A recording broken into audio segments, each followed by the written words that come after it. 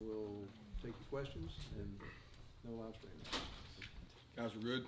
Yep. And you guys practice hard. I think they're excited for the atmosphere and looking forward to it. And got a lot of work to be done. I feel like we're behind playing catch up. So much to prepare for. They do a lot more defensively than they probably have in the past.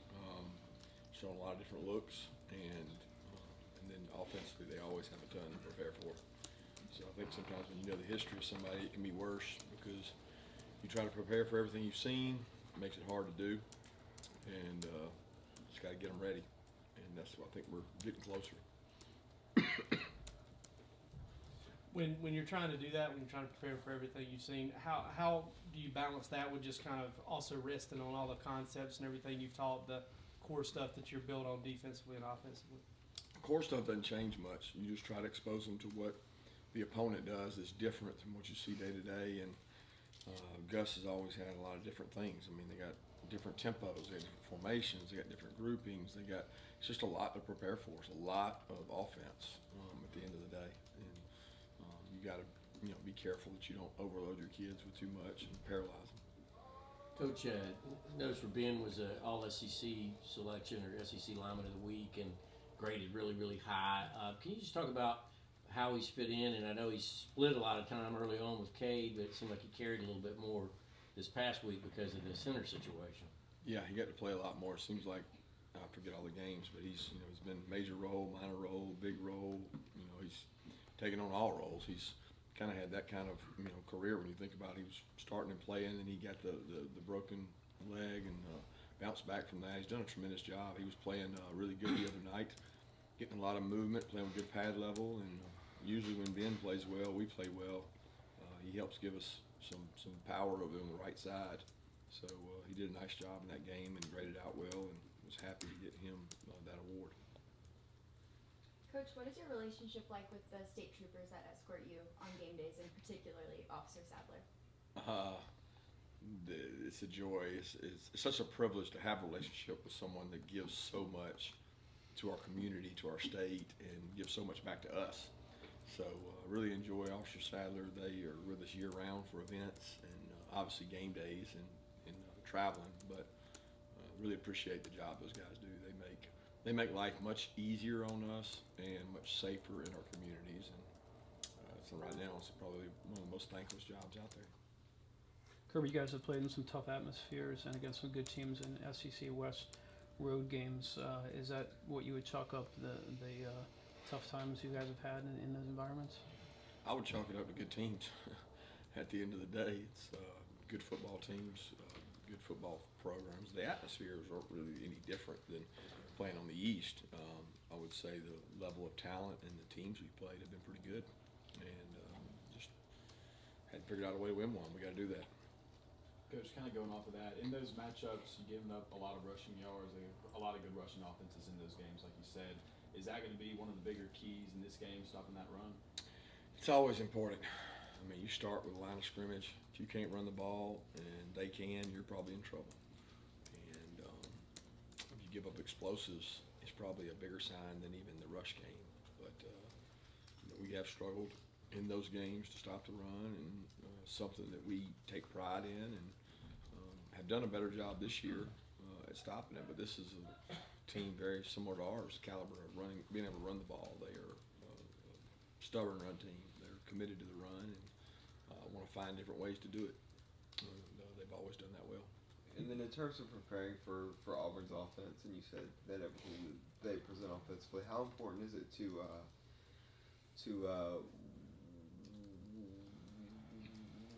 win the first and second downs or make Auburn a one-dimensional offense to get them into those third and longs? Oh, it's critical. If they're playing, or anybody, if they're playing 3rd and 7 or more, 8 and 9 or more, you're going to be at an advantage. You know that. That's just hard to do, to get people off schedule, especially the ones that are committed to the runs. And like I've told y'all before, they have, the point of attack is 3 different places on every play. It's the quarterback, it's the back, and then there's something outside of that, whether it's an RPO or some kind of screen game. They're always making you defend all over the field. And that's college football now, and they do a good job of it. So getting to 3rd and long is a bigger problem than being able to win 3rd and long. I know when you guys last visited Auburn, the penalties were what probably had you the most, upset after the game with just some uncharacteristic stuff. Do you kind of harp on that this week, using those as examples with maybe some of your younger players? I mean, we've had really good composure in most of our games, and that's what I try to harp on is the positive of we've shown good composure. We haven't retaliated, stupid penalties and swung on guys. And, you're going to have aggressive penalties. I want our guys to play aggressive, but I just don't want them to play stupid. And we did some dumb things in that game, but that wasn't the result of the game. The ultimate result was our inability to stop the run and inability to run the ball. I think this opponent that you're playing that's coming off a bye week. How much of an advantage is a bye week? How much more do you put in, or how much better does a team get? Do you think? Early in the season, I don't know how important those are because I don't know that you're to the point where you need recovery. So I would say the first 4 or 5 weeks of the season, it's a push if somebody has a bye before you or you have one before them. But as it gets later in the year, it has an effect because you're able to get guys back. Because what happens, the cumulative effect of just the games in sequence, you lose guys and you don't get recovery time. And when you get recovery time, you can bring some guys back. But it doesn't matter. We all got the same number of bye weeks, and most of us have had the same kind of stretch. Auburn had a really rough stretch there earlier in the year where they played consecutive teams. So it's just the way it fell this year, I guess. Kirby, you're a coach's poll voter, I guess. The latest college football rankings come out tonight. Some curiosity for folks just about like the top 4. How hard is it for you when you put together your stuff to decide who's 4, who's 5, or I don't know how much time you spend on it? I don't spend a lot of time on it. I think it matters a whole lot more the next coming weeks than right now. So I don't spend a lot of time on it. Don't worry about it too much. It's hard because I don't actually get to see all the teams all the time either. Right. So I'm sure those other guys don't either. You try to watch them, but it's hard to watch every team because you're playing games too.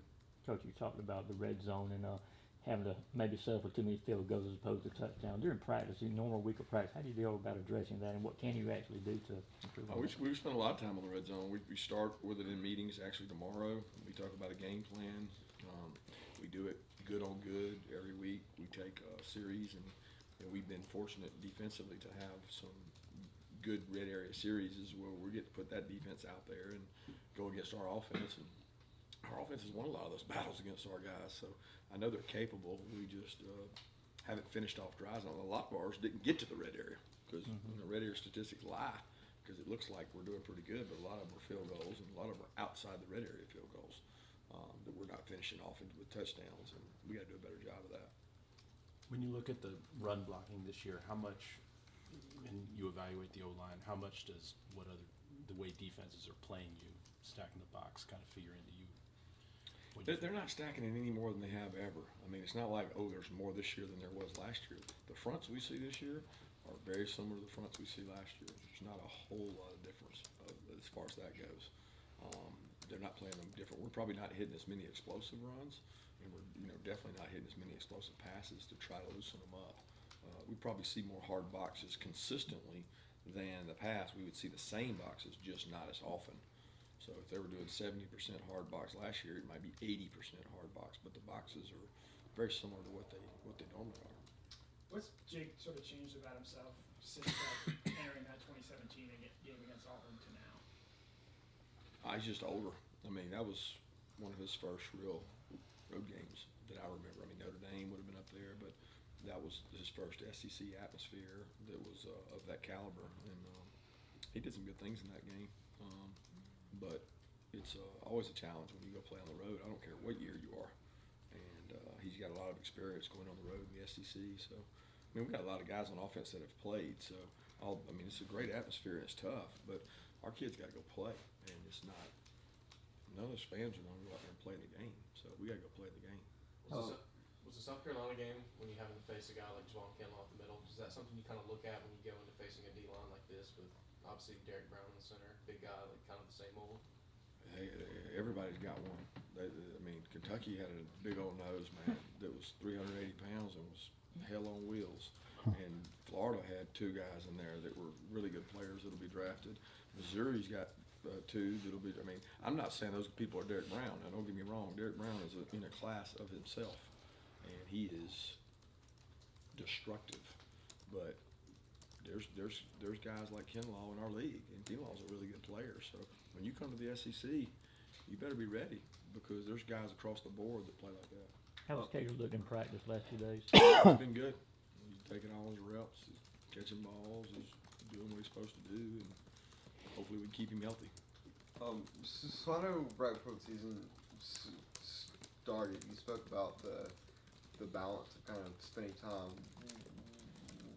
with your family throughout the season, have that balance. But now that you've gone week to week here for a while, I know it's always week to week, but how special are those moments, I guess, when you get to have your kids and your wife down on the field celebrating with them and those moments like that? Yeah, that's what it's all about. I mean, other than the relationship with the players and the coaches on the staff, that's why I do this, is to do it for my kids and for my wife. And I mean, I spend a lot of time away from them, so when I get to see them after a game, win or lose, it brings everything back in perspective. I mean, so much is put on winning and losing, and everything matters if you win, and everything's just die. I mean, it's just terrible if you lose. And you see your kids and your wife, and that's not really what's important. And I think people lose sight of that a lot of times. That keeps things in perspective for me, and it's what's important to me. I want to be remembered for being a great husband and father a lot more than I do a coach. You gave us an update yesterday on Trey Hill saying you thought he was going to practice, but you needed to see him. How's he and is Tyrique McGhee closer to coming back? I don't know about Tyrique. Hadn't been on practice any this week. He's been on the bike. He's been running some. He may clear and may be able to help us, but I don't know right now. Trey's been fine. He's taken all the reps and done everything. Coach, to follow up on KJ, I mean, it's obvious that he's dealing with a chronic situation that he can't get well while he's playing in the season. Is he doing something special here? Like, no, I don't want to. I want to keep playing through the pain, as opposed to, a guy like him's a graduate, just say shut it down. I'm going to move on to the rest of my life. No, I think he's. I mean, you say special. I mean, he's very tough. He's playing with a tough injury to deal with, but it's. I mean, his choice. Once the doctors clear him, he has to make a choice on whether he wants to play or not. And he wants to play. If he's a competitor, that's why he came here. The last thing he wants to do is say, well, I'm going to take this week off and not play in this game and go try to heal up. That's not his perspective, because he knows that every game matters and that it matters to our team. And he's a team player. He's a competitor. I mean, he wants to go out and make plays, and he wants to do that for the brothers on his team. And he's not going to step away unless it has a chance to injure himself worse. And that's a medical decision. Getting back to that combination of Derrick Brown and Marlon Davidson in the years you've been coaching, as far as the senior combo goes, kind of how do they stack up? Yeah, they're special. They've been there for a long time. They've done a tremendous job. They're well coached. I mean, I would think the SEC, there's been combinations like that. I mean, I'm not going to say they're the only ones that've ever done it, but they are special and they're talented. And we recruited both of them to the wire and didn't get either one. They're good players.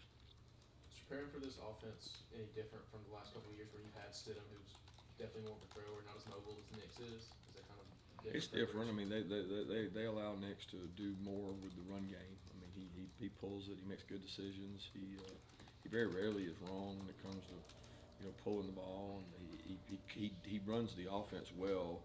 You can tell it's more to what Gus has been used to, as opposed to Stidham, who probably was more of a passer, but he was a good athlete too. Kirby, I wanted to ask you, Lawrence, I know they're all big, all the games are, but Notre Dame, Florida, probably two highest ranked opponents this year. When you look at how Lawrence has performed in those two games, I mean, he's really played well. What is it you think that's about him, knowing his personality, that has allowed him to kind of step up and be kind of at his best in those biggest moments? Just maturity. I mean, he's very mature. He's older. He's been around. I mean, he's played in big games at Miami, so maturity is the biggest thing. Is that the moment's not too big for him, and he's not one of these guys that gets overwhelmed with playing on a big stage. I think he was kind of made for it. He likes it. He embraces it. 2 more questions? What's impressed you about Jordan Davis this year? Probably his consistency. I mean, he had the injury. He couldn't play against South Carolina, and that affected us. But he tried to go, and he's been dealing with the ankle injury. And other than that, he's been really consistent. And he embraces his role, and he's tough to block. I mean, he's a big part of our run game, run stopping game. What difference does Whitlow make for their running game if he's Yeah. available? He's a big difference. He's a stud SEC back. He's physical. He's hard to bring down. I mean, he makes their run game tick because their run game is meant to be powerful downhill and bruising. And young kids come in, done a good job of that. And but Whitlow is a difference maker when it comes to that. Thank you. Thanks.